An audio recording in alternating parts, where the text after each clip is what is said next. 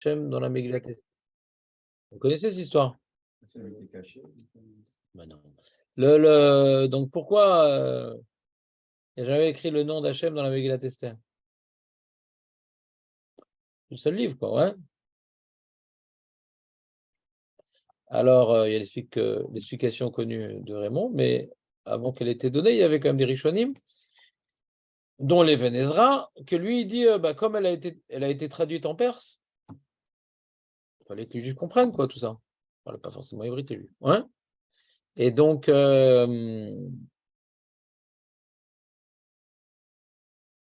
les Perses avaient accès au texte.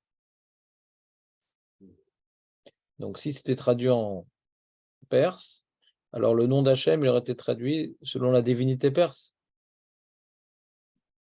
On n'a pas le droit de mentionner une divinité étrangère. Tu veux ou pas? Comme ça, les Ezra commencent son histoire. Et sur ça, j'approfondis, moi. Je ne sais plus où, dans mon fascicule Caniré. Mais je ne sais plus où. Je sais plus où j'ai parlé de ça. De dire que c'est pas ça, mais une anecdote sympathique, c'est que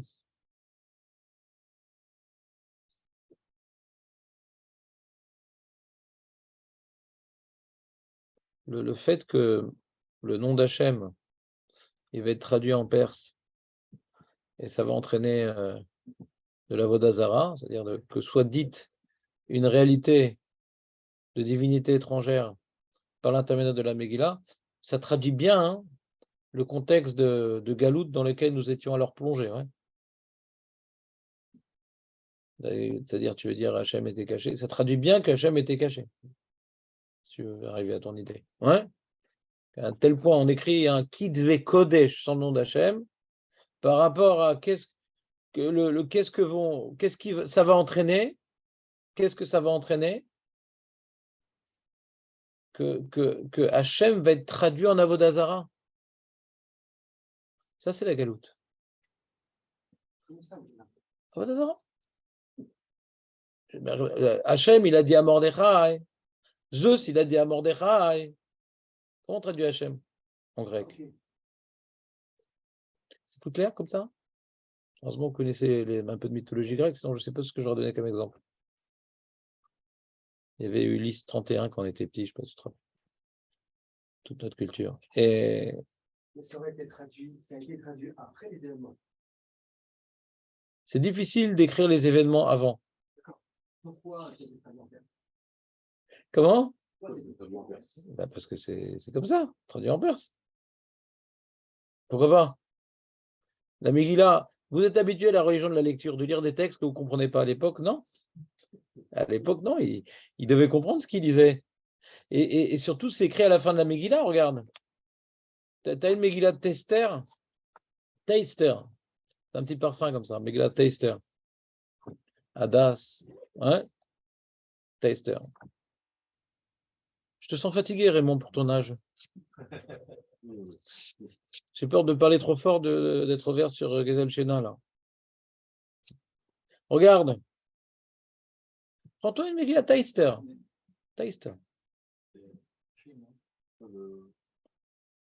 Non, c'est à la fin de Shemot.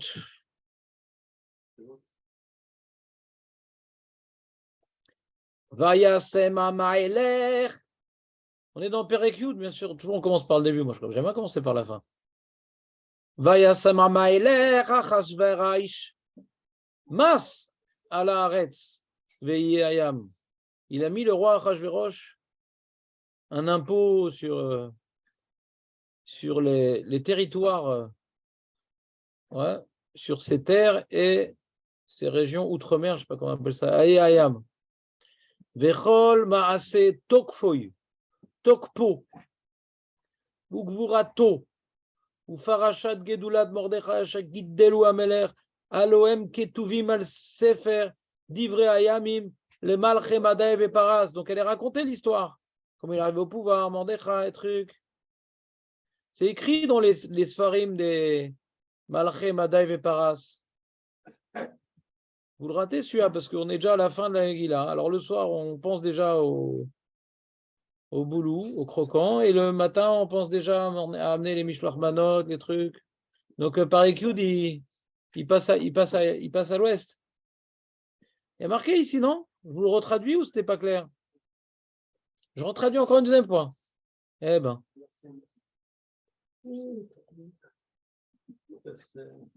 Les chroniques. Un roi, il a des chroniques. Tu sais ou pas, le roi, il a des chroniques? Les Égyptiens aussi. Alors, il faut savoir lire ce qu'ils disent, les Égyptiens. Mais ils ont, avec la pierre de Rosette, ils ont retrouvé quand même dans les écrits des Égyptiens qu'il y avait un jour d'obscurité, l'Oline était dans le sang.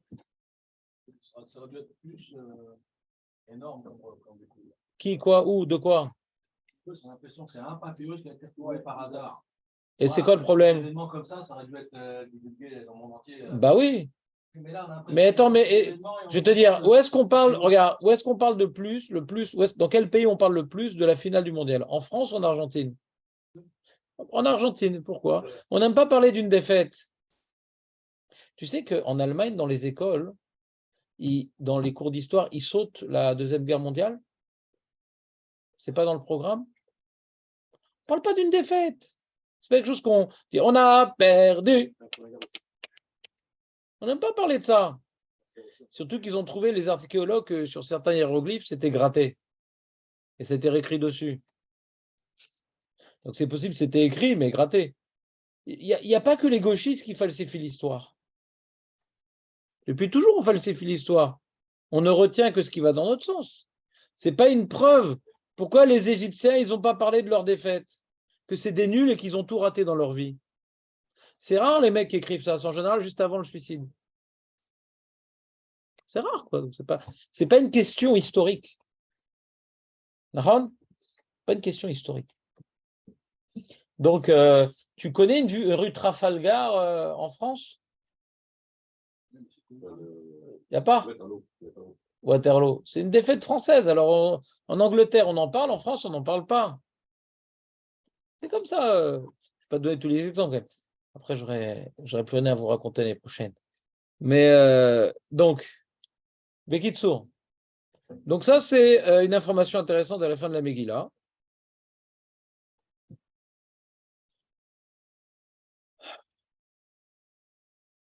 Message. Est-ce qu'il a mis un info? Non, la suite. Bechol Masé Tokpo. Donc toutes les, comment dirais-je, le Tokef, la Tokpo. Comment je vais te traduire bien Tokpo? C'est quoi? C'est-à-dire, Tokpo et Gvurato, c'est les Chora, une certaine forme de synonyme. Il y a une nuance, bien sûr, mais ce n'est pas notre sujet. Tokpo et Gvurato, ouais. Comme on dit, Litkov, hein? D'être takif.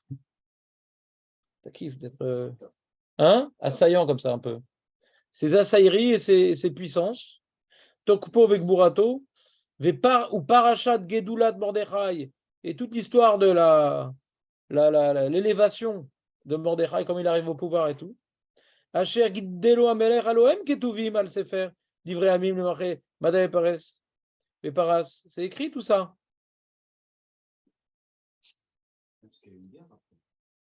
Une guerre. Quand il y a eu quand même le décret de détruire tous les Juifs, ils se sont battus. Ouais. Eux aussi, ils ont une histoire partagée. D'accord.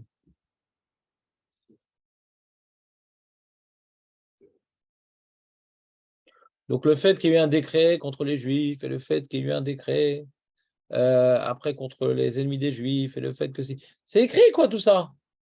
Et en Perse, il y avait une sorte de ouais. Et il y en a et Mashma de Even Ezra. Hein.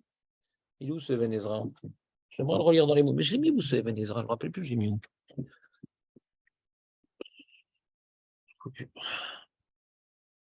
Je ne sais plus. J'ai fait un show il y a très longtemps sur ça.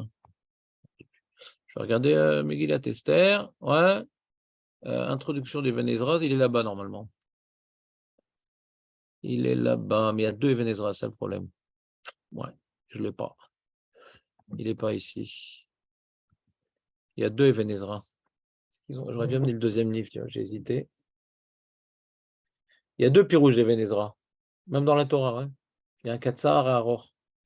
Et C'est vraiment très complémentaire, c'est important les deux. Et là, il ne rapporte pas, ça m'énerve. Even Ezra.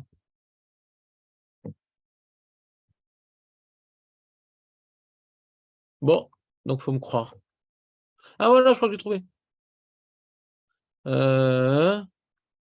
Veine, en me megila azot, zecher Hashem, ve'misifre hakoidesh. Ça, c'est faire kadosh.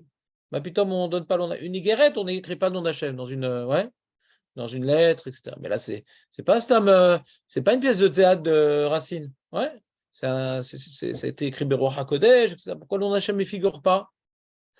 Ve'umisifre hakodesh ve'rabim yishivu ki u'mimakom acher. Et là où écrit dans la Megillah, ouais, Makom Acher. Où c'est ce Makom Acher? Vous rappelez ce Makom Acher? T'as souffert ta Makom Acher? Regarde ta Makom où? Où est-ce qu'il y a marqué Megillah? Tiens, Eli, il voulait que je pose des questions parce qu'il connaissait toute l'histoire. Ouais. Où c'est écrit dans Megillah Makom Acher? Non, une seule fois. Quand il a ordonné à Esther. Qu'est-ce qu'il est fort? Mais Moïse ad Moïse, l'okam kemo Moïse. Elle dit, si toi, tu ne vas pas le faire, t'inquiète pas, Hachem, il n'a pas besoin de toi. Il va envoyer. Qu'est-ce qu'il dit le passouk exactement? Donc, on parle tout ça. Après, il y a tout ça, tout ça. Et là, c'est tout au début. C'est Perek Dalet, j'imagine, non? Ouais. Perek Dalet. Il y a marqué tout ça. Vatikra Esther, tout ça. Et il dit, Ved Pacheganakata, nanana.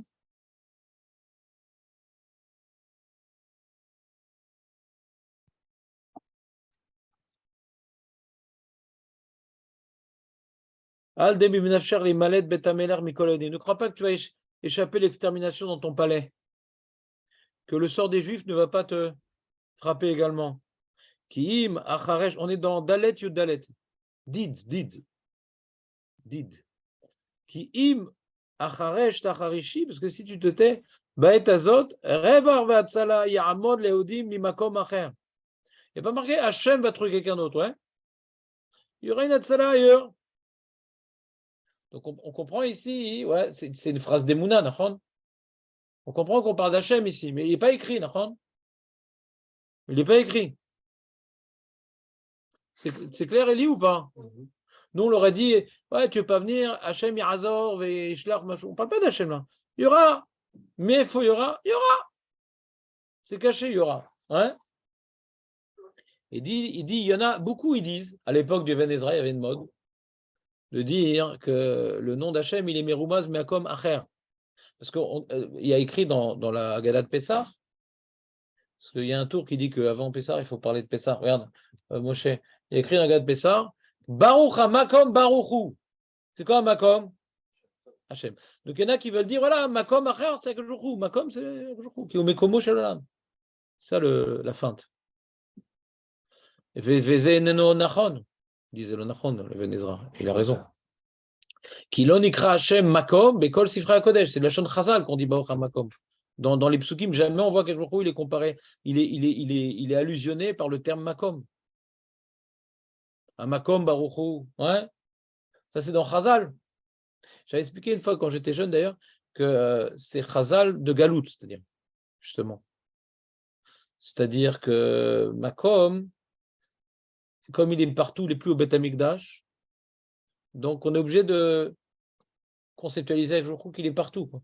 Au Mekomosh, à l'époque du Beth Amikdash, notre devoir de se représenter la présence divine, elle était à Yerushalayim, en Eretz Israël, à Yerushalayim, en particulier au Beth Amikdash, et tout particulièrement et dans les Kruvim. Ouais. Okay. On doit intensifier notre effort de se représenter la présence divine, mais depuis, ou à Makom. Donc j'avais expliqué une fois que pourquoi Chazal s'appelle toujours Makom et pas avant, parce que c'est depuis la construction du Beth Amikdash, donc il est devenu le. Mais comment Shalom? Vous comprenez ce que je veux dire ou pas? Comme avant la construction du Beth Amikdash. Arrête d'après Rashi, qu'on a évoqué hier à cause de Moshe. C'est pas grâce. Et Rashi, il a dit, ah, mais Rashi, s'il n'y avait pas la faute du Vaudor, il n'y aurait pas le Mishkan, etc. Ça veut dire quoi? C'est-à-dire que s'il n'y avait pas la faute d'Avodazara, pourquoi maintenant limiter Akadosh Baruch Hu à un endroit? C'est ça que ça veut dire, Rachid. Pourquoi limiter Akadosh Baruch Hu à un endroit? Il est partout, Akadosh Baruch Hu. Mais après, on voit qu'on a besoin de stature, on a besoin de se conceptualiser, on a besoin de mieux imaginer. Alors, le Mishkan, il va répondre à cette nécessité de localiser un petit peu la présence divine. Vous comprenez ou pas? Ça, c'est l'explication de Rashi. On a vu que le Ramban est Cholek et c'est une marloquette dans les Midrashim. Et pour comprendre l'explication de Rashi. Donc, depuis la destruction du Beth Amikdash, alors, on peut comprendre qu'il s'appelle le Makom, il est partout. On est revenu à la situation d'avant la faute du veau d'or, où du coup, il n'y a plus de Beth Amikdash et il faut ressentir Hachem partout. Et il y en a qui expliquent que c'est ça la diaspora. Il faut retrouver des nids de Sotsot d'Akadosh Baruch Hu en France, en Angleterre, en Amérique, en truc. Chaque endroit, il y a un peu de vérité que l'âme Israël n'a pas su travailler. En Eretz Israël, chaque tribu avait une part de vérité à dévoiler. Ils se sont éloignés, ils se sont perdus. Maintenant, la vérité était éparpillée un peu dans le monde. Il faut chercher un peu de vérité dans chaque culture, dans chaque nation, sortir le bien du mal et le ramener en Eretz Israël.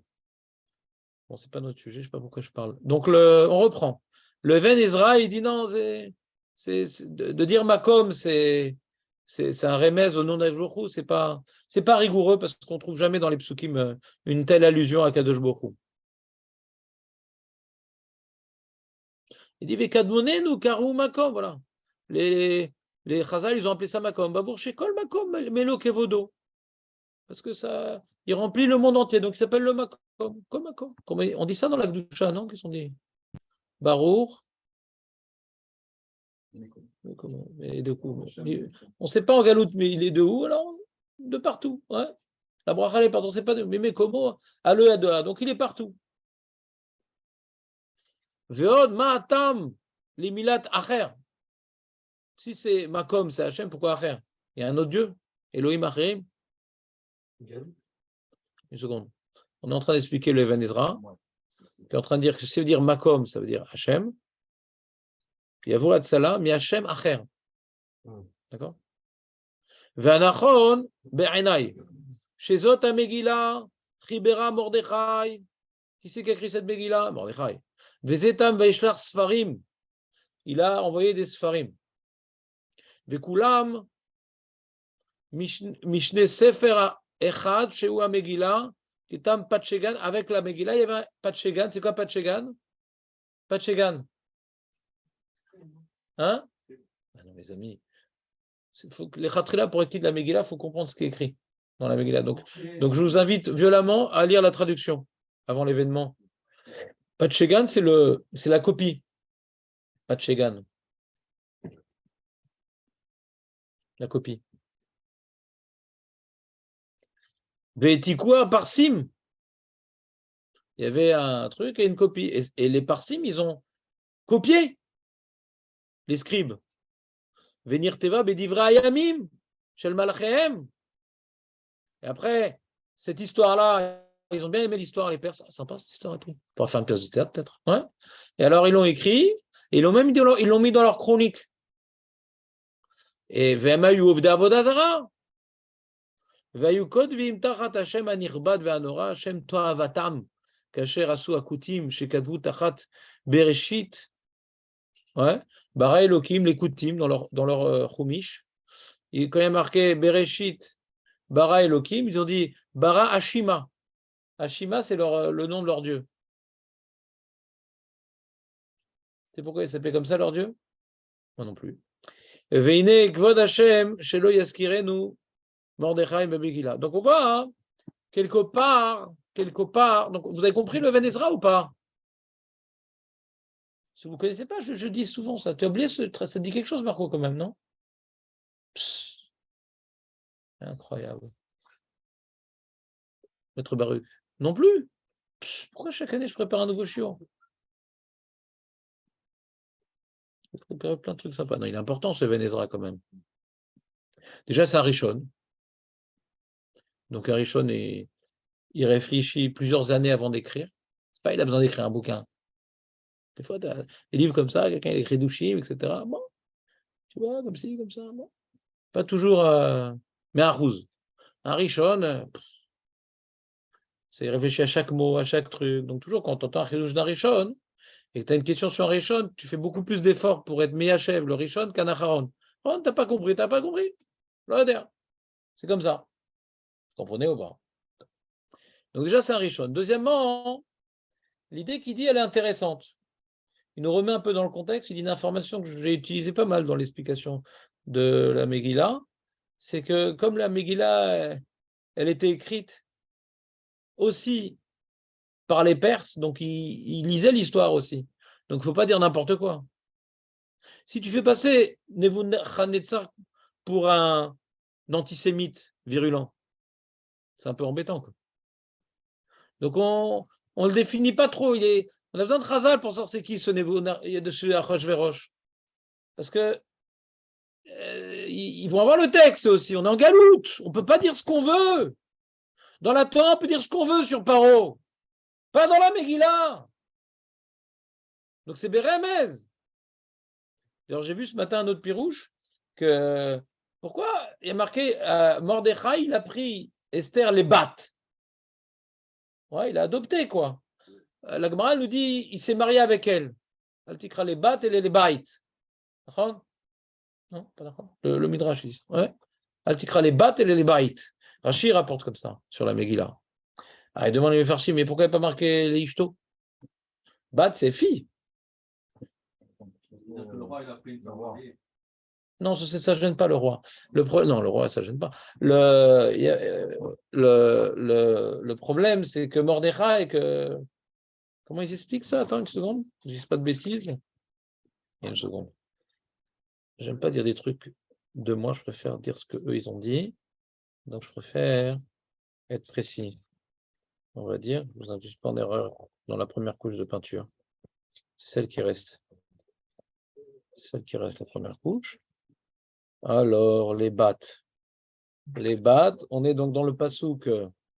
On est dans le pasouk, on est dans le Perek Biet, on est dans base, moi ça. Base, les battes. Alors, comment ils disent?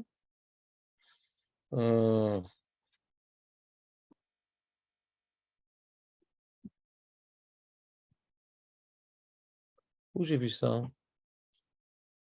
Sa mère est. Je l'ai vu, non? Ah, voilà.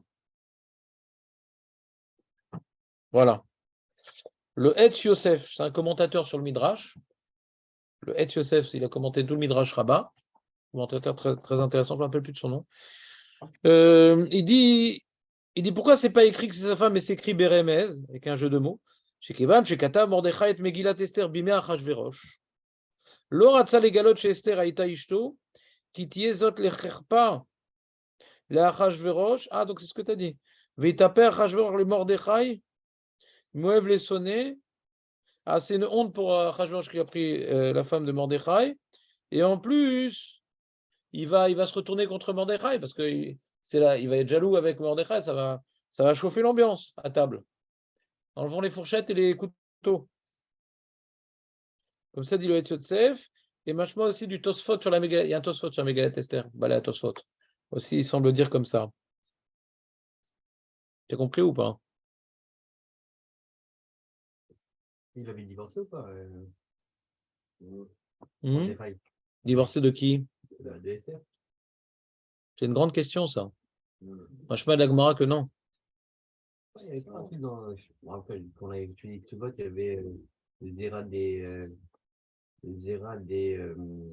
Zerat Soussim, Rabbeinu Tam. C'est Rabbeinu Tam qui rapporte ça, justement, par rapport à Esther, par rapport à Onès.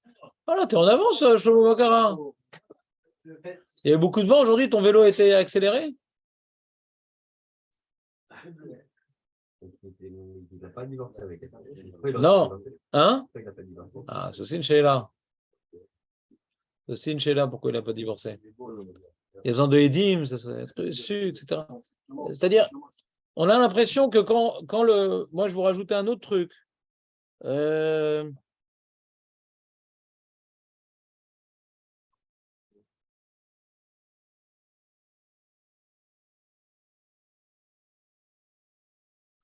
Avant tout, le Passou qui nous dit qu'il a adopté, ouais. Il a adopté Esther. Voyez, Omen. Ben, c'est adopté, ouais. Et Adassa, I Esther. Bat Dodo. Ouais. Elle dormait beaucoup quand elle était petite. Ouais. Alors, c'est quoi Bat Dodo? C'est sa cousine. La fille de. Qu'est-ce que je raconte? La fille de son oncle, sa cousine. Où tu vois sa nièce? Bat Achib, c'est sa nièce. Là, c'est sa cousine. Qui est là, Avaem. Pourquoi il a adopté? Ben parce qu'elle était orpheline, la pauvre. Elle était à la DAS. Il faut les noter, ça là, pour le michté. Ouais. Pour ceux qui connaissent, ça veut dire quoi? Un Israélien, ça ne marche pas. C'est pour ça qu'on ne fait pas le michté avec des Israéliens. Parce que tu dis aussi, qu'est-ce que tu bois pour Purim? Ben, du Suze. Il ne comprend pas l'Israélien, c'est quoi Suze? C'est embêté. Donc, il faut aussi manger c'est qu'un Ashkenaz, sinon tu ne comprends pas. Qu'est-ce que tu bois du Shivas Sasarissim? Shivas. Donc, il faut un français Ashkenaz, compliqué. Ça peut être très rigolo. Donc, Avem, Ve'aneara, Yefat Toar, Vetovat Mare, ou Vemot Avia, Ve'ima. C'est redondant quand même. Il est marqué, il a adopté Adassa parce qu'elle n'a pas de mère, de père et mère. Et la jeune fille, elle était jolie. Vetovat Mare, ou Bemot Avia, Ve'ima, Lakra, Mordechai, Lolevat. Ça se répète, non? Vous n'avez pas le pasouk devant vous, là. Je suis en train de vous endormir. Ça se répète pas? On a déjà dit qu'elle n'avait pas de père et de mère, ouais? C'est plus la raison, c'est parce qu'elle est jolie ou parce qu'elle n'a pas de permis. Non, justement. Elle était jolie, mais justement, c'est ça la réponse. Je ne comprends pas ta lecture, Raymond. Je comprends pas. Non, mais relis, tu verras, je ne comprends pas ta lecture. Tu ne peux pas dire qu'il s'est marié avec elle parce qu'elle est jolie. C'est justement, on interrompt. L'akra Mordechai le Lebat, c'est rajouté, c'est rallié au fait, justement, ou Bemot Avia Veima. On répète ça, justement.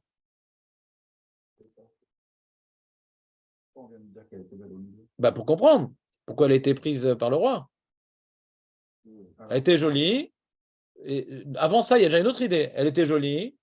Donc, si maintenant il l'avait pas adoptée, elle serait tombée dans des situations pas évidentes. En galoute, orpheline, jolie, ça va pas très loin. Donc c'est pour ça qu'il précise. Au début, on dit Adassa, ouais, c'est la cousine. Il a adopté Adassa, qui était sa cousine, parce qu'elle n'avait pas de père et de mère. Et après, on nous explique, ouais, c'est pas uniquement parce qu'elle est orpheline et que c'était, ouais, sa cousine. On a l'impression que c'est un lien de famille. Au début, c'est un lien de famille. Un lien de famille. Sa cousine, elle n'a pas de père et mère, donc il a adopté. Et après, Vanéara, il est fait de toi. Ouais. Alors, on comprend Khazal. Quand Khazal nous dit qu'il s'est marié avec elle, on comprend parce que sinon on se répète. On a dit qu'il a adopté. Il a adopté parce que c'était de la famille. Après, on dit, elle était jolie. Ouais. Et quand ils sont morts, ses parents, il s'est marié avec elle. Ça veut dire qu'il a eu peur qu'elle tombe dans les mains de n'importe qui, donc il s'est marié avec elle. Aussi par devoir. Pas parce qu'elle était jolie. Parce qu'elle était jolie, elle était en danger, donc il s'est marié avec elle par devoir. Vous me suivez ou pas? Et d'ailleurs, le Maharal, il dit que comme il s'est marié avec elle, l'Echem Shamaim, comme il s'est marié avec elle, l'Echem Shamaim, Nirshav lo keilu yalda. Il y a marqué quelqu'un qui se marie avec une femme, il y a un chazal qui dit quelqu'un qui se marie avec une femme, l'Echem Shamaim. C'est comme si qu'il l'avait mis au monde.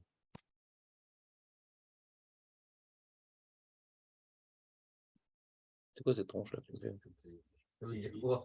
Ça veut dire ça? Je sais pas. Elle est morte déjà, sa femme. Elle était morte, sa femme, déjà, j'imagine. Mais pourquoi pas? Bah, t'inventes des trucs, moi aussi je peux. Ben non, mais il était vieux quand même, Mordechai. Il était super vieux, Mordechai. D'où je sais qu'il était super vieux, Mordechai? Dans le Pshat. Ouais. On est combien de temps après la galoute de Yerushalayim? Plus même. Parce que lui, de la première galoute. On va être 70 après la destruction du temple, mais il y a déjà une première galoute qui était de 12-14 ans avant, je ne me rappelle plus, la première galoute. Donc il a au moins, et s'il avait 0 ans, ce qui n'est pas possible dans la Gemara, parce que la Gemara, on dit là-bas qu'il a décidé de partir avec la galoute. Il a décidé. Donc il avait au moins 13 ans. Donc il était très très vieux, Mordechai. T'aimes pas ces histoires, Moshe? Non. Il a fait des enfants et une famille avant. Oui, bien sûr. Ils sont partis à Miami. Ils sont restés copains. Et d'accord? Bah oui, la Megillah ne va pas nous faire quand même France Dimanche. Ouais. La Megillah nous parle de ce qui est important. Elle ne va pas raconter toutes les paparazzi qu'il y a autour. Oui? Il l'a adoptée parce qu'elle était orpheline. Continue la phrase. Non, il y a deux choses. Elle était orpheline. Ouais. Il l'a adoptée. Après, tu dis non, il s'est marié avec elle parce qu'elle était en danger de sa beauté. Alors, le passouk qui semble se répéter, d'accord? Il est marqué, il a adopté, ouais, parce qu'elle n'a pas de père et mère. Après, on dit, elle était jolie, et quand ils sont morts ses parents, il l'a pris pour fille. Donc, il y a une répétition, hein? Il n'y a pas la répétition, c'est la même idée. Adopté parce qu'il n'y a pas de père et mère. Elle était jolie, ouais, et quand il est mort, son père et sa mère, il l'a pris pour fille. Ben, on répète la même chose, quoi. Alors, si tu dis qu'il s'est marié avec elle, on ne répète pas la même chose. Je vois une différence entre les deux, moi. Oui. Je vois une différence quand même. Non, avant de voir la différence, j'aimerais qu'on s'arrête à la première étape. Vous voyez une question dans la lecture littérale? Vous voyez une question? Après, les réponses, on peut aller dans tous les sens. Mais ce qui est rigoureux, en général, c'est toujours la question. La réponse, vous pouvez dire ce que vous voulez, mais il y a une question. Le pasouk, ouais, il semble insister sur un point qui semble déjà avoir été dit. D'accord? Ce n'est pas les mêmes termes, ce n'est pas présenté de la même manière. Donc après, il faudra s'inspirer des termes pour voir de quoi parle la première partie du verset, de quoi parle la deuxième partie du verset. Mais dans l'idée, ça se répète, pas dans les termes. Dans l'idée, là, c'est Omen. Donc on ne parle pas qu'est-ce qu'il a fait d'elle, on dit voilà, il a adopté. Sur ça, il n'y a pas d'ambiguïté que ce n'est pas sa femme. Omen, ce n'est pas sa femme. L'Akra Mordechai Lolebat, alors là, c'est possible de faire un jeu de mots. S'il n'y a pas marqué la fin du passouk, on n'aura pas pu dire qu'il s'est marié avec elle. Il n'y a pas le jeu de mots les bat, les bait. Nishtri et la biti. Ouais, d'accord? Et grâce à la fin du verset, on a pu faire comment dirais-je, cette dracha. Qu'est-ce que tu veux dire, Moshe? Si elle n'était pas belle, il ne s'est pas marié avec elle. Chazé shalom. Chazé shalom. Je comprends ça. D'accord, très très bien. Non, mais c'est pas faux. Et donc pourquoi je ne suis pas d'accord avec Moshe? Pourquoi Moshe, il avait bien commencé la matinée, mais là, ça part en vrille? Pourquoi je ne suis pas d'accord avec Moshe? Parce qu'il y a marqué comme ça. Ve'ane'ara yefat toa ve'tovat mare. D'accord? Alors pourquoi il est marqué? On a besoin de me rappeler. Ou bemot avia ve'ima. Mais je le sais déjà, ça. D'après toi, on aurait dit marqué. Ve'ane'ara yefat toa ve'mare. Ve'mordechai l'akra lo lebat. Comme ça, on voit que la raison pourquoi il s'est marié avec elle, parce qu'elle était belle. Pourquoi on remet l'information qu'ils sont morts ses parents? Pour dire que justement, c'est les Shem Shamaïm qui s'est marié avec elle parce qu'il avait peur qu'elle soit prise par un autre. Il s'est marié avec elle directement. Si tu veux, si tu veux. Si tu veux. Pas de problème.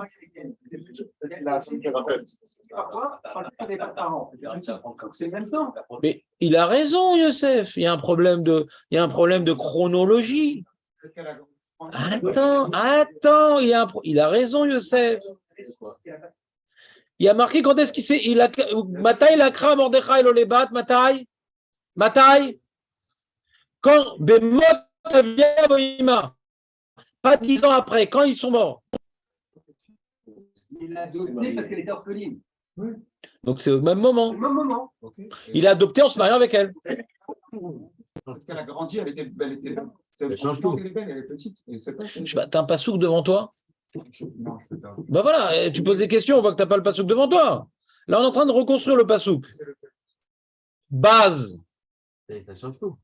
Ça change quoi? Quand tu adoptes quelqu'un, ça devient ton enfant. On pourra te marier avec ton enfant. D'après la Torah, il avait la Torah à cette époque, non? Donc d'après la Torah, c'est pas faire ça. Je sais pas d'où tu connais cette halakha, que quand tu adoptes quelqu'un, tu n'as pas à C'est une halakha, non? Mais c'est pas ta fille quand tu l'adoptes, je comprends pas. Alors pourquoi c'est pas ta fille si tu adoptes, ça donne Ben, c'est-à-dire tu l'aides comme si tu étais son père, mais c'est pas ta fille. Il n'y a que les parents qui peuvent être les parents de la fille. quelqu'un qui adopte une fille. Pour être les parents de la fille, Je vous apprends une grande halakha importante. Pour être les parents de la fille, il faut être les parents. On ne peut pas y arriver autrement. Mais si tu adoptes, donc tu n'es pas considéré comme son Bah, père. Vadaï Shalom. Alors que quelqu'un qui adopte quelqu'un, il peut se marier avec. Attends, D'après c'est quoi Ama Ivria? C'est aussi une forme d'adoption, Ama Ivria, non? Les parents, ils ne peuvent pas s'occuper d'elle, ils sont obligés de la vendre. Le Hadon, il s'en occupe et il se marie avec elle. Normalement, il se marie avec elle. S'il ne veut pas se marier, il doit la libérer, non? La première notion d'adoption que la Torah parle, c'est Ama Ivria. Un lien avec Nahara. Ou pour lui aussi, ouais. De Nahara, on apprend pas ça aussi. Quoi? Nahara, ça ne doit pas nous apprendre quelque chose par rapport à son âge, si elle était grande ou petite. Je ne sais pas pourquoi tu changes de sujet. Là, on était dans un sujet. Non, pour l'instant, c'est très intéressant ce que tu dis, mais pour l'instant, on était en train de réfléchir au statut de Esther qui était adoptée et femme. Son âge ne nous intéresse pas tellement pour l'instant. C'est intéressant ce que tu dis, mais je pense que ça va plus alourdir comment dirais-je, le tableau que le préciser. Ouais. Il y a 2 temps. Il y a 2 temps qui sont un seul temps. Mais comment tu vois les 2 temps? Puisqu'il a pris les battes quand ils sont morts. Ça, c'est pas Donc il a pris dès qu'ils sont morts ses parents. Vas-y, Bémot. Il y a orpheline et ils sont morts. Il n'y a pas marqué Mipne, Sheita et Thomas. Ça aurait pu être après. La Bémot, lorsque.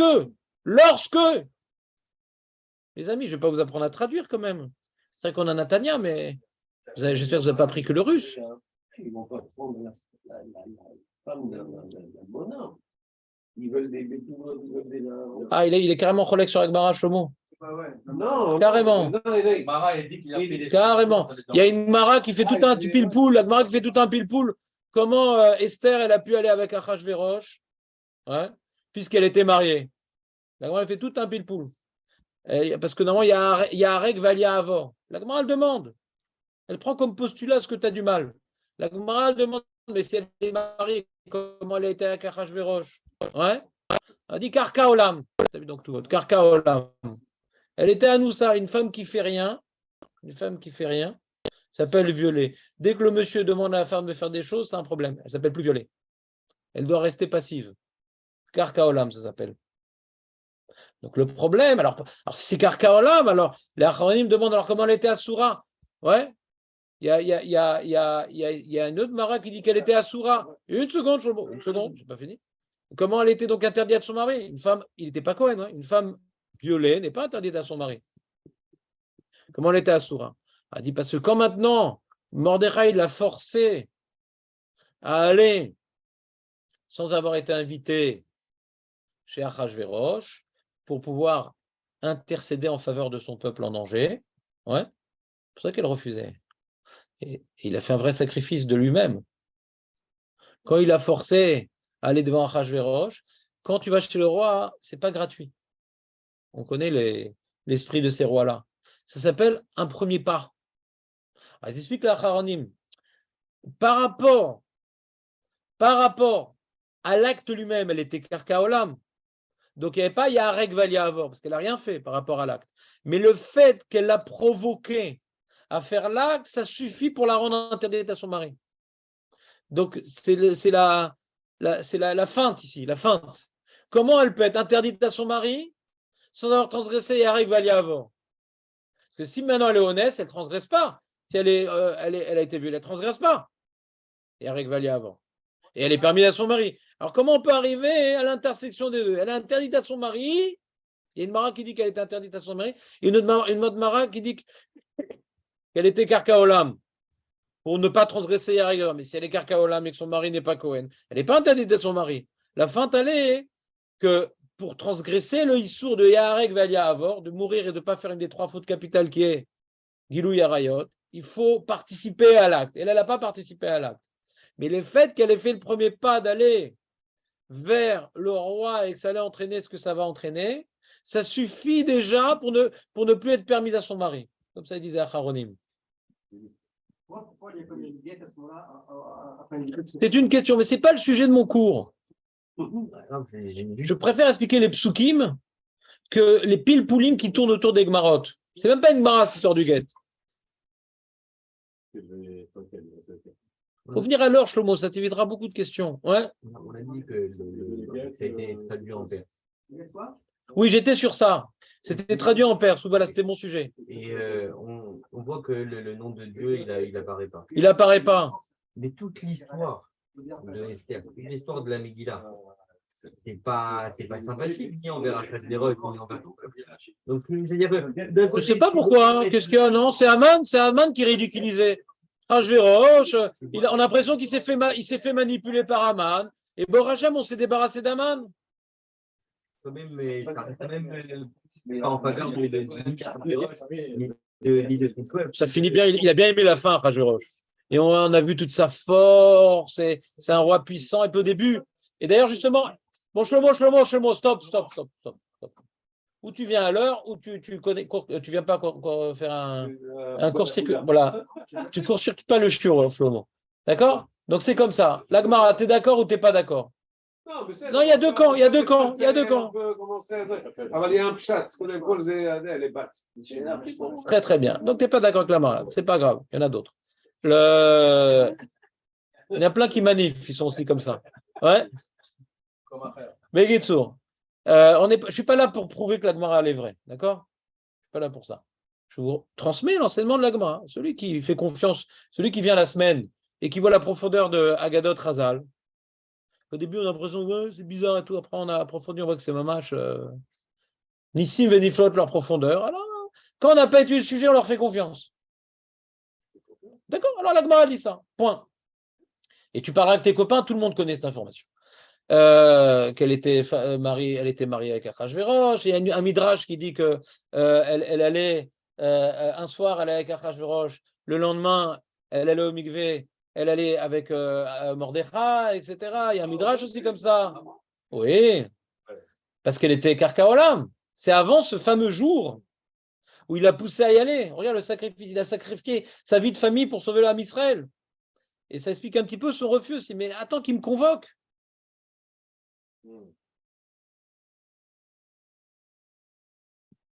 C'est un midrash, c'est une mara, c'est même pas un midrash, c'est une mara. Kitsour, bon, c'est pas le sujet. Il y en a qui adorent parler sur le sujet, moi j'aime pas trop.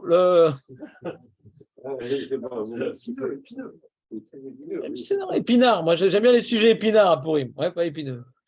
Et donc, c'est bon, on continue ou pas? Il est déjà 9h, il est déjà 9h25. J'ai des trucs sympas à vous dire, c'est dommage. Non, c'est bon. On a des choses à dire à table. Là, ça me passe mal à table, ça.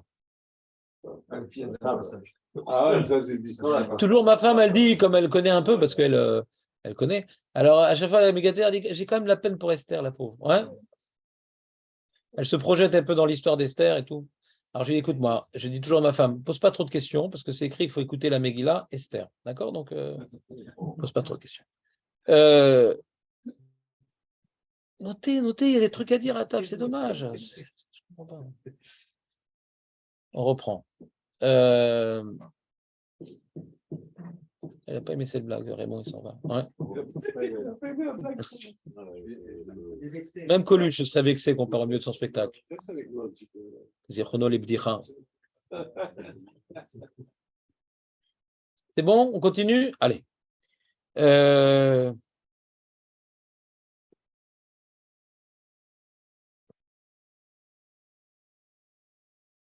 Qu'est-ce que j'étais en train de dire? La fin, le perse, le truc. Je comprends ta question, Elie, ouais. Mais c'est-à-dire, il y en a qui expliquent justement pourquoi on commence la Megillat Esther par le festin et tout. Il a duré combien de temps ce festin? Il y a eu 2 festins, non? Elie, toi qui connais bien. Ouais. Il y a eu 2 festins. Donc c'est 187 en vérité. 180 et 7. Il y a eu 2 festins. Il y a un festin pour tout l'Empire et après un festin pour toute la ville de Suse. Le festin de tout l'Empire. Je t'ai passé le document, Elie. Tu l'as fini déjà ou pas? Non. Alors, le festin de tout l'Empire, c'est pour amener toutes les personnalités. Pas le peuple. Le bas peuple, il est derrière les barreaux, il dit on a faim, on n'a pas de pain, manger des brioches. Ouais. Ça, c'était pendant 180 jours. Mais les 7 derniers jours, il a invité tout le monde. Migadol va être contenu. Tout le monde. Donc Razal nous dit même les Juifs. C'est dans le deuxième festin le problème. Le problème, c'est les Juifs de Suse. C'est ça le problème. C'est ça que Rabbi Sherman il dit tu ne peux pas dire que le décret maintenant d'extermination de l'homme Israël, c'est à cause du festin, il dit à ses Talmidim. Parce qu'il n'y a que les juifs de Suse qui sont partis. D'accord? Alors tu ne peux pas condamner à mort tous les juifs de l'Empire pour les juifs de Suse. D'accord ou pas? Comme ça, il dit Rabbi Shimon Bar Yochai à ses Talmidim. Alors pourquoi le décret d'Aman, Shomo? Si c'est pas le Michté. Si j'avais demandé, il m'aurait dit le Michté, donc j'ai gagné du temps. Je lui ai déjà dit, c'est pas le Michté, alors c'est quoi alors? Hein? Non. La Gemara, elle dit pas possible. La Gemara, elle pose cette question-là. Elle dit, c'est pas possible de dire ça. À Révim Zébazé, la Gemara, elle dit, c'est quand j'ai la possibilité de faire une Torah. Mais là, on n'avait pas accès à eux. Il y a marqué, là, nous, il y a marqué dans la Torah les points, là, comment il y a fait ouais, c'est quoi le pasouk? Là-bas, on apprend hein, qu'on est à Révim sur ce qu'on sait. Et sur ce qu'on ne sait pas, c'est Hachem qui s'en occupe. Mais nous, on ne peut pas nous reprocher hein, ce qu'on ne sait pas et ce qu'on n'a pas accès de la chose. On ne peut pas nous reprocher. On ne peut pas punir aux Juifs de l'Empire, puisqu'ils sont pas sûrs que les Juifs y allaient et ils n'avaient pas les moyens de les arrêter. Si tu as les moyens d'arrêter quelqu'un et tu ne le fais pas, marqué alors, ni te face al chet ravero. Parce que tu aurais pu l'arrêter, tu ne peux pas l'arrêter. Il y a un mec, il faut t'en cacher, qu'est-ce que je fasse? Je vais être puni pour sa faute, maniassé. Maniassé, comme ça, le tranche avec moi. Et donc c'est quoi alors la faute qu'entraîner? Non, c'est la base quand même, les mecs. Moi, j'étais sûr que c'était Michel. Ben, je sais, c'est connu. Le Midrash, il dit ça. Mais la Gemara, elle repousse. Le Midrash, il présente comme ça. Et pourquoi on a tendance de retenir plus le Midrash que la Gemara? Parce que quand tu vois le début de la Megillah, dis pourquoi on nous parle du Michté? C'est pas pour ça. Il n'y a pas écrit dans la Megillah Esther que des Juifs, ils étaient là-bas, etc. Ça, c'est les histoires qu'on vous a racontées, ouais. C'est l'histoire à partir du Midrash. Dans la Megillah, on ne sait pas maintenant que les Juifs, ils sont venus et que Mordechai l'a interdit, etc. Ça, c'est pas écrit dans la Megillah Esther. Megillah Esther, on nous présente Achashverosh, ouais, qui était très, très puissant. Il était empereur sur 127 provinces. Et qu'il a organisé, il était tellement puissant qu'il a organisé un festin, regarde sa puissance pendant 180 jours, il a exhibé toute sa richesse, tout son faste, toute la recherche de plaisir, tous les trucs, après 7 jours, toute sa ville pour se protéger. Donc il a réuni les chefs de l'armée les ministres, etc. Comme ça, ils vont être fiers d'être au service d'un tel empereur, et après pour se protéger, il a voulu que toute sa ville, qui sont proches de lui, qu'il n'y ait pas de coup d'État, d'attentat. Alors, il a invité toute la ville. Donc, on voit c'est plutôt un projet politique. Il n'y a aucun remède aux Juifs là-bas. Il y a toujours un problème de baltossif des gens qui n'étudient pas. Ils croient que dans le verset, c'est écrit ce qu'on leur a raconté dans la dracha. Un grand problème de baltossif. Pour moi, c'est baltossif. C'est comme une fois quelqu'un, un rave, j'avais montré mon texte et j'ai dit voilà, Memouchan, il a donné un conseil au roi de condamner Vashti, Memouchan. Le Rav, il m'a dit, pourquoi tu ne mets pas que c'est Aman? Je dis, mais pourquoi tu veux que je mette c'est Aman? Dans la Megillah, c'est marqué Memouchan. Comment je peux marquer Aman? Je n'ai pas le droit. D'autant plus que la Gemara qui dit que c'est Aman sur place, Tosfot rapporte qu'il y en a qui disent c'est Daniel. Sur place. Ouais.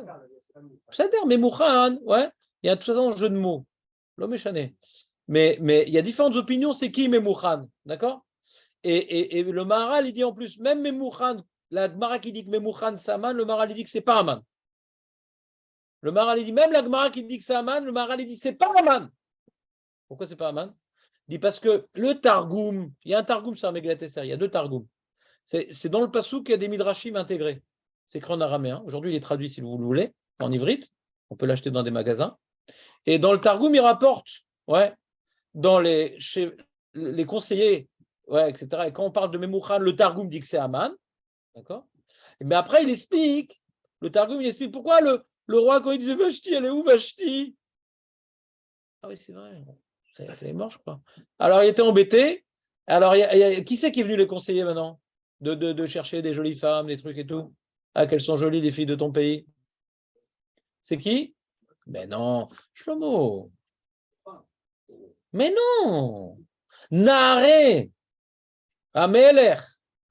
Oh purée les mecs, vous avez du boulot jusqu'à mardi? Oh là là, quelle lacune!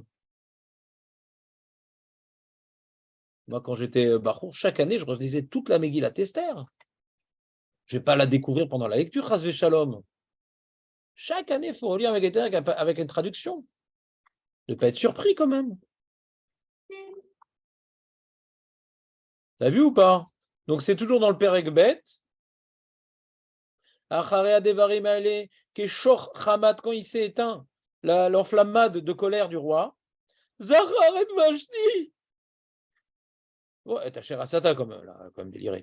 Ve Tacher Nigza. Allez, Chaval, elle était jolie. Vayomrou Nahare Ameler. Demande le Targum Sheni. C'est quoi, mais avant, on avait des Yodé Dad, Vedin, Yodé Azmanim, on avait des conseils super importants. Ils sont où ceux-là? Pourquoi maintenant c'est stable, les petits jeunes? Le petit Gontran, là. Qu'on appelle ça Dandé, comment on appelle ça, Daddy? Le dandy. Pourquoi ces dandys là qui sont autour du roi et qui le brossent et qui lui font les ongles? Pourquoi c'est eux qui ont dit un conseil au roi? Ils sont où ces conseillers là? Parce que c'était une xéra terrible ce qui se passe. De ramener toutes les femmes et tout. C'était pas simple comme histoire. Pourquoi ils sont où? Alors le Targum il dit ils ont été tués les 7 premiers. Pourquoi ils ont été tués? Parce qu'il dit elle est où Vashti? Elle a été tuée. Comment ça a été tué? Par qui? Je ne me rappelle plus, moi. Je me rappelle, j'étais comme ça. Ouais, je ne me rappelle plus de toute l'histoire. Qui c'est qui l'a tué? On avait ramené des conseillers et tout, et vous étiez contents, non? Non, mais j'étais en état d'ébriété, non, je ne suis pas d'accord. Ah, il les a tués. Demande le Maharal. D'après le Targum qui dit que Memouchan c'est Aman, et que le Kardoum il a dit qu'il a tué ses conseillers. Alors comment on voit Aman après? Comment le Targum me dit que Memouchan c'est Aman? Tu comprends la question, Eli, ou pas? Non? C'est pas chou de la question. Le Targum il dit Memouchan c'est Aman. Et a marqué pourquoi il a demandé conseil. C'est les Nahar Meler qui ont donné conseil et pas les conseillers qu'on a vus plus haut. Logiquement, c'est eux. Eux qui sont débarrassés de Vashti, c'est à donner le conseil de la suite. C'est eux. Et marqué, il était en colère qu'il lui donnait un tel conseil, il les a tués. Et tout au moins Memouchan, qui est le number one du conseil de la chose. Donc comment le Targum peut dire que Memouchan c'est Aman et qu'il les a tués qu'on voit après Aman? Facile, non? Ah, t'étais dans le texte, t'es plus concentré là, t'étais en train de lire les trucs. Bon, vas-y, donne, confisquer. Vous comprenez la question ou pas? C'est un Maharal Mefourach. Je sais que le Maharal, il a fait un pirouche sur la Mégaïsek qui s'appelle Or Hadash. Pasouk, pasouk, pasouk, pasouk, pasouk. C'est un truc incroyable. Piresh Kol Mila chez Megillat Esther. Avec bien sûr Chazal. Le travail de Maharal, c'est de sauver Chazal. C'était une époque où il y avait une grande critique de Chazal. Et le Maharal, il les a massacrés. Il dit que si je continue à parler sur Chazal, je vous envoie le golem. Il les a massacrés. Et donc, c'est le début un petit peu des penseurs intelligents. Ce n'est pas encore la Scala, mais c'est le début des penseurs intelligents venus d'Espagne. Et donc, il a fait un beau pirouche, le Maharal. Et là-bas, j'ai revu, je l'avais déjà vu, je ne sais pas, je pensais avoir écrit un texte sur ça, mais je ne sais pas où. Et le Maharal, il dit, donc tu vois bien que Memouchan, ce n'est pas Aman. Memouchan, c'est Memouchan. Ah, pourquoi Agmar dit Memouchan, c'est Aman? Elle dit, pourquoi c'est Aman? Parce que Memouchan, là, pour Anout. C'est-à-dire qu'il a le même caractère qu'Aman. Et il dit le Maharal, et quand tu dis Datan Vaviran à chaque fois, ce n'est pas Datan Vaviran. C'est le même genre que Datan Vaviran. Et comme maintenant, on dit que Aman, il est descendant de Agag, c'est pas qu'il est de Zera Amaleki. Il a le même tempérament qu'un descendant d'Agag. Mais ce n'est pas forcément Amalek. Sur ça, il y a un Yerushalmi. Que Aman ne descend pas d'Amalek. Avalou domé le Amalek. Hein? C'est qui David? Qu'est-ce qu'il a, David? Il avait dit que c'était un descendant d'Amalek, non? C'est la version officielle. Mais il y a un Talmud de Yerushalmi qui est collègue sur ça, mais fourrache. Et à chaque fois, de toute façon, quand on parle de Datan Vaviran, et quand on parle de Haman, et quand on parle de... Mais arrêtez avec votre délire. Arrêtez avec votre délire. Quand on dit, c'est Daniel, c'est si. On répète toujours un qui revient tout le temps, ouais. Il y en a qui revient tout le temps. Alors, Maral, c'est pour dire, il y a des... Tu vois, par exemple, des fois, la Havdim, bien sûr, et les Favdalot, il y a des films. Et il y a toujours les mêmes, une série télévisée, toujours les mêmes rôles. D'accord? Alors, il y a un rôle, c'est le lourd, c'est le sympa, tu vois ce que je veux dire? Alors, Datan Veram, ça représente un certain type de de protestataires, et Aman, ça représente un truc, et Amalek, ça ne veut pas dire qu'on ne doit pas détruire Amalek lui-même. Pas d'ailleurs, on doit détruire Amalek, quel qu'il soit, même les gentils Amalekis, il faut les tuer. Mais quand maintenant on dit qu'il est descendant de Agag, le Yehoshami, il est héritier de cette philosophie. Bon, le Maharal nous impose un petit peu à réfléchir, c'est tout. À chaque fois, on voit un personnage qui réapparaît tout le temps. Comme il dit le Maharal, quand on parle du Hamor et tout, le Hamor d'Avram Avinu, c'est le Hamor de Moshe, c'est le Hamor du Machère. Il dit les types films, ils croient que c'est un Hamor qui a pris des vitamines X, qui va vivre 3000 ans. Non, c'est-à-dire c'est le même rayon qui revient, c'est la même idée de Hamor, mais ce n'est pas le même objet. Arrêtez avec vos objets. Quoi? Ah, déjà, il voit une Hyundai qui amène le Mashiach. Non, c'est une Cadillac blanche. Mais non, Cadillac, c'est un sous, pas un Hamor. Hamor, c'est moyen, c'est une Hyundai, une Kaya, Ah, c'est Cadillac électrique. une Subaru, je sais pas, qu'est-ce qui est pourri. Bon, sans vexer personne, une Peugeot.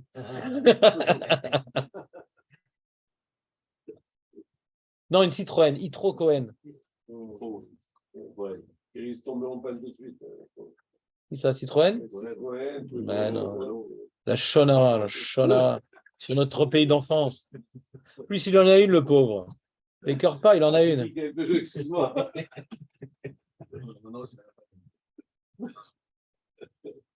Ouais, d'accord.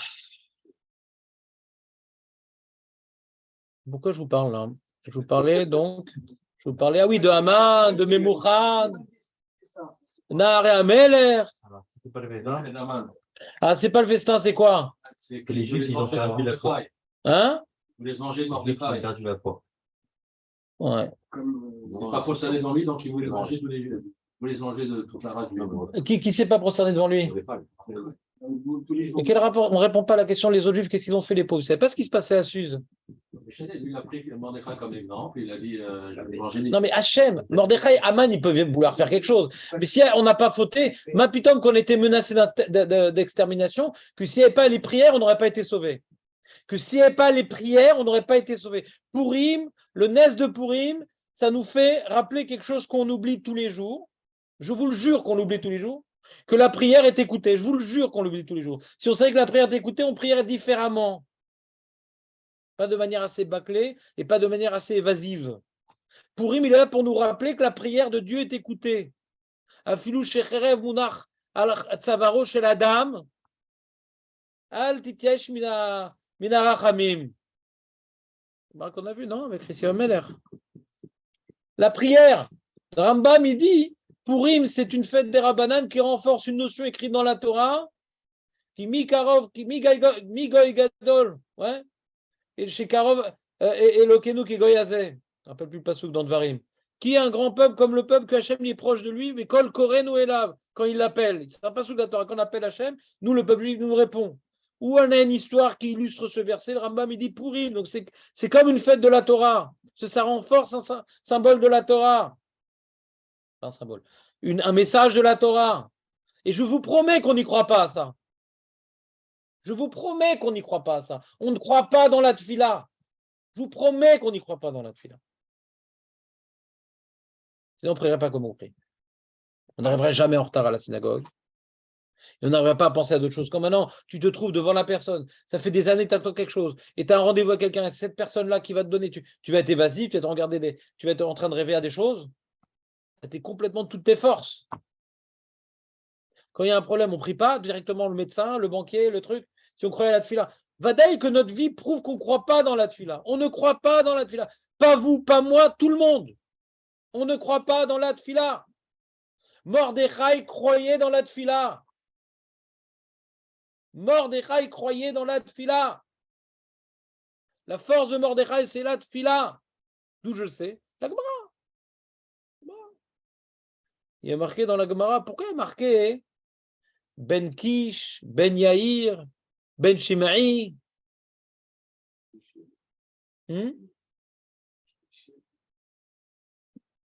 C'est pas ça que j'ai dit. C'est pas ça que j'ai dit. C'est pas ça que j'ai dit. J'ai dit Ben. Toi, tu dis Ish, moi je dis Ben. Ah, parce que la Gemara dit, mais attends, si tu remontes tout son arbre généalogique, on a sauté des Shimi et Kish, on a sauté des générations. Pourquoi on a pris dans ses aïeux que cela? Parce que ça illustre la grandeur de Mordechai. Alors, qu'est-ce qu'il dit la Gemara? Alors, qu'est-ce que dit la Gemara? Je vais vous dire les mots de la Gemara. Je vais dire par cœur encore une fois. Voilà, Ben Kish. Ben Yair, Ben Shimi, Ben Kish. Il y en a qui font pour pourrir, mais une quiche, vous savez. Non, ben mette. Non, ben mette, c'est important.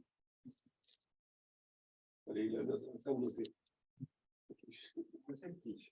il y en a, mais il ne faut pas noter ça trop tard, parce qu'après, il la note, c'est après. Il la note. Donc, alors qu'est-ce qu'elle dit la Gemara? Et qu'est-ce qu'elle dit la Gemara? Est-ce qu'elle a rapporté cette Gemara-là? Kish. Kish, même bête. Où c'est? J'aurais dû le marquer sur ma feuille, ça aurait fait gagner du temps. Ah. Bon, mais je vais devoir relire la Gemara Bifnim, je ne vois pas qui la rapporte ici. Je ne vois pas qui la rapporte ici. Dommage, c'est important cette Gemara. Ah voilà. C'est. Ah, il ne rapporte pas toute la Gemara. Il dit Kish, c'est Ikish, el datet fila, vepatroulo. Ikish, la Kish al delet. Kish, c'est où il a frappé la porte d'Hachem pour être répondu et Hachem a ouvert la porte. Ça, c'est Kish. Après, Yair, il ne rapporte pas, mais c'est Eir Enem chez Israël Betfilatam. Il a ouvert les yeux d'Yam Israël par cette fila. Et Yair, il a ouvert les yeux. Et Shimi, il a été écouté. Donc d'abord, il a enseigné Eir, ouais, il a éclairé les yeux dans la prière. Et Kish, grâce à ça, il a pu frapper à la porte d'Akadosh Baruch Hu, mais Shimi, il a été écouté. Maseret Megillah. Ça doit être Yud-Bet, j'imagine. Ou Yud-Bet ou Yud-Aleph. Ben, je ne sais pas, ben, pourquoi tu veux que je sache? Ou Yud-Gimel.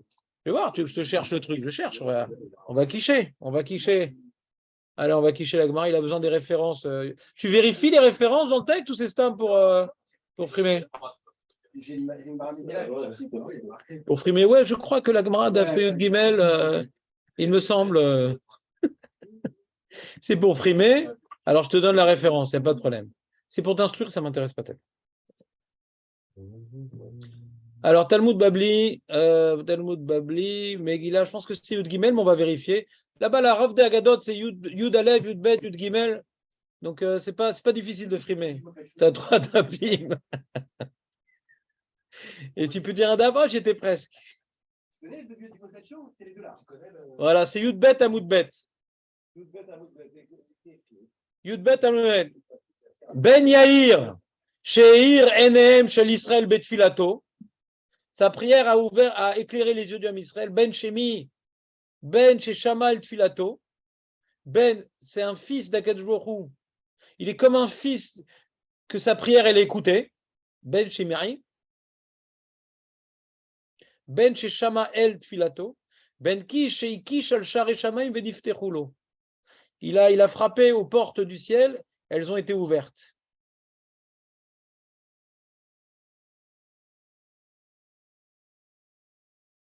Il y a des livres d'ailleurs, il s'appelle Tfilat Mordechai. Il incarne la prière, Mordechai. Mordechai incarne la prière. Purim incarne la prière. C'est bon ou pas? Je vais te confisquer le truc en fin de compte. C'est intéressant. Bah d'accord, mais c'est que maintenant que tu t'en rends compte. Pourquoi le décret d'Amel est arrivé? Mais l'ordre là des noms. Alors pourquoi le décret Maître Barreau, vous connaissez ça quand même? L'ordre faut bien installer en Galoute. Ah. Mais l'ordre des noms, il n'est pas comme on pourrait penser avant. Nachon. D'abord, c'était Kish. Yudbet Amoudbet, regarde tous les Mefarshim là-bas. On a fini la parenthèse sur la tfila. Désolé, Moshe. On revient sur la question qui te perturbe. Ouais. Mais qu'est-ce qu'on a fait de mal? Qu'est-ce qu'on a fait au bon Dieu, hein, pour mériter un tel décret que sans la prière, on aurait disparu? Qu'est-ce qu'il dit, Rabbi Shimon Bar Yochai, Marco? Comment tu te rappelles d'un coup? Ah, t'as voulu juste humilier tes camarades? Bon, bah, il y en a un. C'est pas parce qu'ils ont perdu espoir en. Après, c'est la parchanout, mais c'est qu'est-ce qu'elle dit la Gemara? Après, tu peux approfondir ce que tu veux dans la Gemara. Mais c'est quoi les mots de la Gemara? Chez Ishtaravu, l'Etzelem, Bebikat, Dura. Chez Ishtaravu, l'Etzelem, Bebikat, Dura. Dura. Dura, ça veut dire dur. Là où ça dure, ils ont été punis à Suse. Ça s'use là où ça dure, ouais, si vous voulez vous rappeler. T'entends ou pas? Et quand est-ce s'est passée cette histoire-là, Marco? Ah, il y a très longtemps. Au moins 60 ans. Parce que qui c'est qui a fait cette statue? C'était pas Léonard de Vinci. C'était qui a fait la statue? Romain, il n'y avait pas encore de Romains tellement. Ouais. Enfin, ils existaient, mais on ne les connaissait pas encore. Nabu. Nabu, ouais. Ceci, c'est un truc qu'il faut utiliser pour Pourim aussi. Nabu,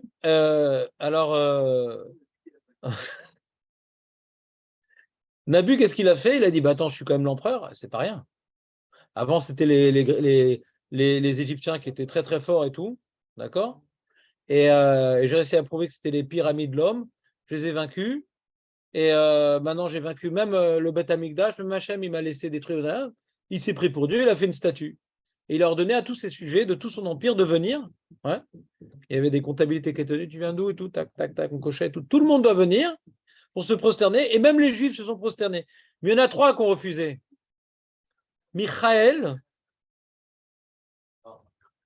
Daniel. Michaël. Non, c'est pas pareil. C'est pas pareil. Il y a le guide Michelin et le guide Michelin. Ouais, ça n'a rien à voir. C'est pas le même resto. Tu comprends ou pas? Donc ils ont refusé. Et là, donc on les a jetés dans la fournaise.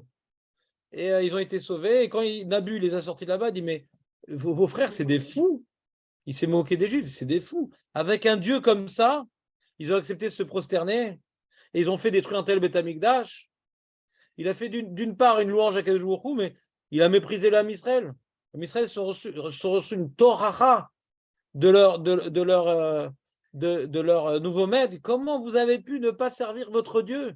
Si moi j'avais un Dieu comme ça, je n'aurais pas laissé tomber de sitôt. Et donc là-bas, il y a marqué justement que s'ils n'avaient pas fait ça, le monde serait revenu au Tohu Vavu, parce que si tout l'âme Israël se détruit, et pour ça c'est fini.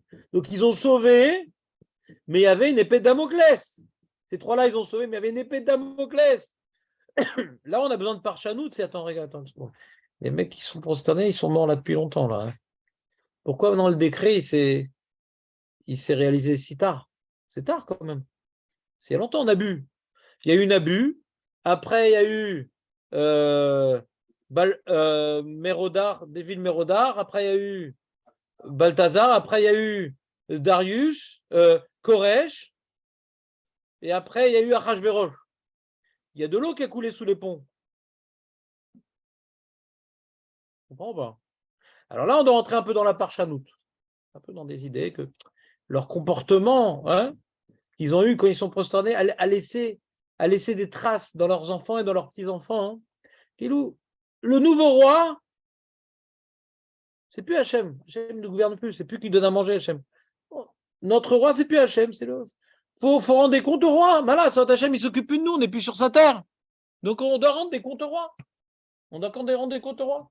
Donc même si physiquement ils ne sont pas venus au Michté, s'il leur a proposé, ils seraient venus parce qu'ils étaient dans le même état d'esprit. Et du coup, les Juifs dessus sont venus représenter l'esprit environnant. Mais s'il n'y avait pas une faute antérieure sur laquelle personne n'a fait tchouva, parce que vous savez, on peut punir les enfants pour la faute des parents quand ils n'ont pas fait tchouva, puisqu'ils n'ont pas dévoilé un changement d'attitude par rapport à cette subordination au pouvoir en place, alors on peut imputer aux enfants la faute des parents. Donc la question revient, pourquoi on nous parle du Michté au début? Puisque ça n'explique pas la xéra. D'après le Midrash qui dit que la Xéra est venue à cause du Michté, bien qu'on ne parle pas qu'il y a des Juifs, etc., etc., on peut comprendre pourquoi on parle du Michté pour nous dire c'est ça qui entraînait la Xéra. Mais d'après la Gemara qui dit non, c'est pas ça qui entraînait la Xéra. Ah, pourquoi on commence la Megillah par le Michté? Vous comprenez ce que je te dis ou je te le dis encore? Alors déjà, reprenons le sujet qui m'a amené à ça. D'après le Even Ezra, c'est un texte qui va être lu par les pères, c'est par le roi. Ah, il est content quand même. Tu sais, des fois, il lit pas tout le roi. Mais comme maintenant il lit le début, ouais, regarde, ils ont dit, t'as vu, j'ai de l'or, j'ai de l'argent, j'ai du pourpre, j'ai du satin, j'ai du truc. Regarde, qu'est-ce que j'ai à donner? Comme on dit, potri mikvod arsania.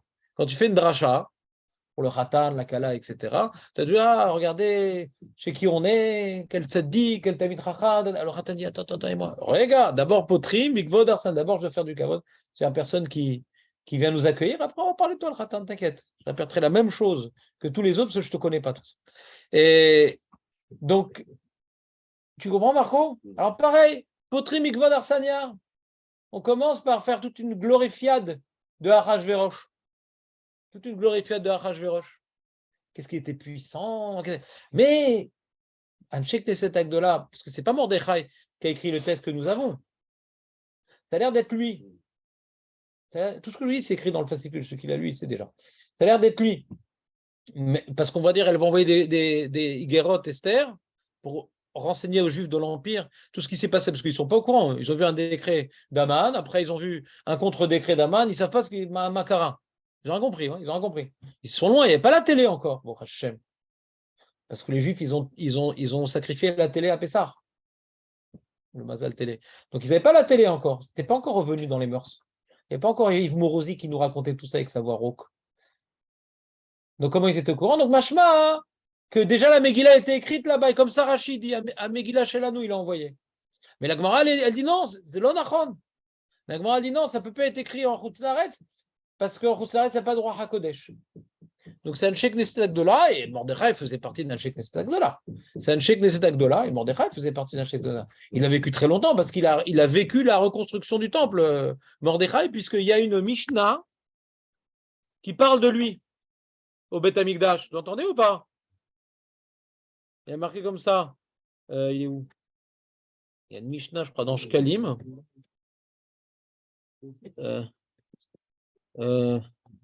J'ai plein de digressions, j'ai peur que ça vous embrouille, mais qu'est-ce que je te dis? C'est comme ça que je travaille. Mordechai, il est où cette Mishnah? Tu vois, il était Malchek Nised Agdola, il était dans le Beddin de Ezra. Beddin de Ezra, il était en Eretz Israël, ouais. Il était dans le Beddin de Ezra, donc il est revenu avec les. Et dans Shkalim, dans Mishnah Shkalim, Mina Memounin Bebet Amikdash al Kinyan les Korbanot. Il était responsable, il était un des Gizbar du Bet Amikdash pour acheter les Korbanot pour le Bet Amikdash. Memouné, c'est le responsable de l'achat des Korbanot pour le Bet Amikdash. Oui. Mishnah dans Shkalim, Perek Dalet, Mishnah Aleph. Je vais vérifier. Ils sont trompés les mecs. Alors, Mishnah Shkalim, Dalet, Mishnah Aleph. Alors, il y a marqué Atrouma Mayosin Balokrim Bat Midi Musafim Unisrem Omed Esheti Alechem Ve Lechem Apanim Ve Korkan Tzibur Shomri Asifrim Bejvid Notlim Sram et Troumat Alishka Rabbi aussi Omer Afarotse Mitnadev Shomer Chenam Amrulo Afata Omer. Il n'y a pas écrit. C'est quoi cette ambiance? Ben, je ne sais pas, c'est le bouquin qui a dit. C'est le bouquin qui a dit, alors je vais faire autrement le travail. Je vais vérifier, c'est quoi ce mensonge? Mordechai. Mordechai. Est-ce qu'il est dans la Mishnah? On va faire comme ça ira plus vite. Alors, on recommence tout et on fait la Mishnah. Elle est où la Mishnah?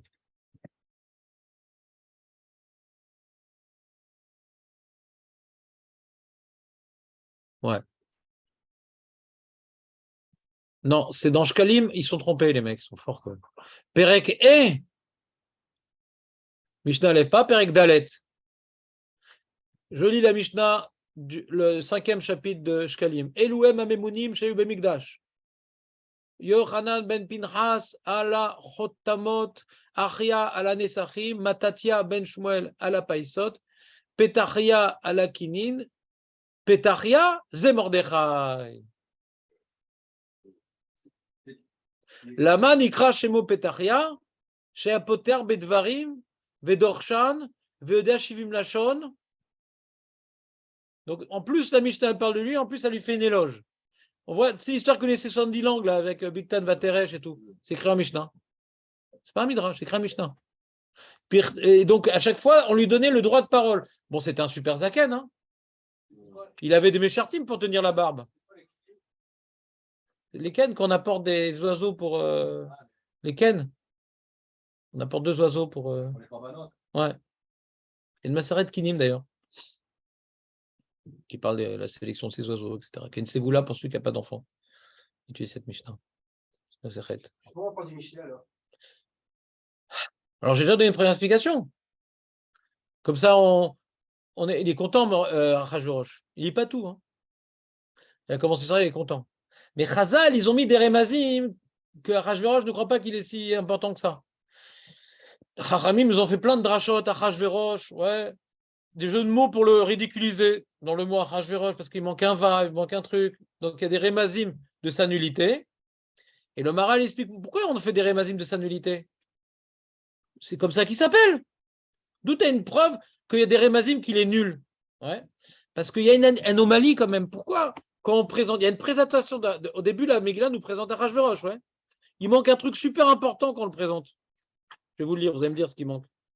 Un truc super important. Vaï bimé Achashverosh. Qu'est-ce qui manque? Non. Vaï bimé Achashverosh. Qu'est-ce qui manque? Meler. Comme ça, on le présente. Le Maral, il prouve qu'à chaque fois qu'on parle d'un Meler, même Rachat, on dit Meler. D'abord, voilà Cyrus, le roi Cyrus. Après, on va le dire d'ailleurs. Hein. Après, on va le dire. Donc, Chazal, ils expliquent en vérité, il n'était pas de sang royal. Il y a un remède, il n'était pas de sang royal. C'est un parvenu. Chazal dit qu'il était écuyer de Balthazar, écuyer du père de Vashti.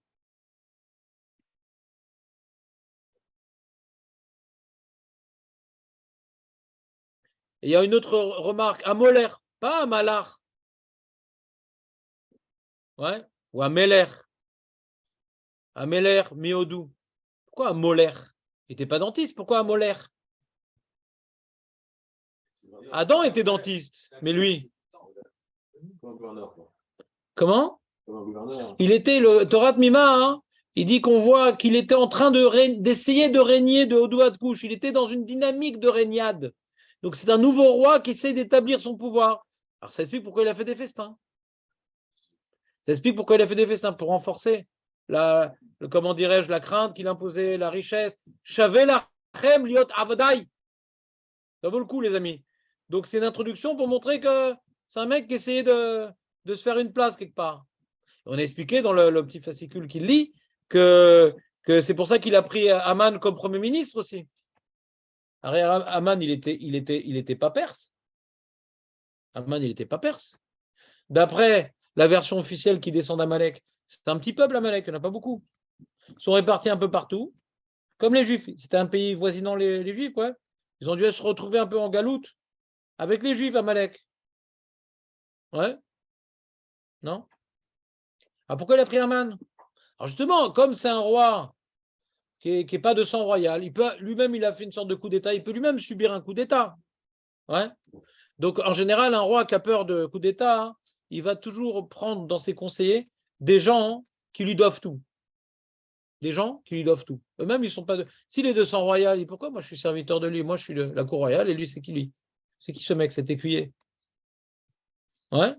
Alors s'il prend un mec qui est exilé, qui dépend de lui aussi, c'est-à-dire en coup de baguette, il les massacre tous son peuple. Hein. C'est rien, Amalek. C'est comme le peuple juif, c'est rien. Ils sont encore moins nombreux que les juifs. Parce qu'on dit qu'on a fait pratiquement tuer tous les. D'après un Chazal, on a pratiquement tué tout Amalek et quoi, ils sont 180 000.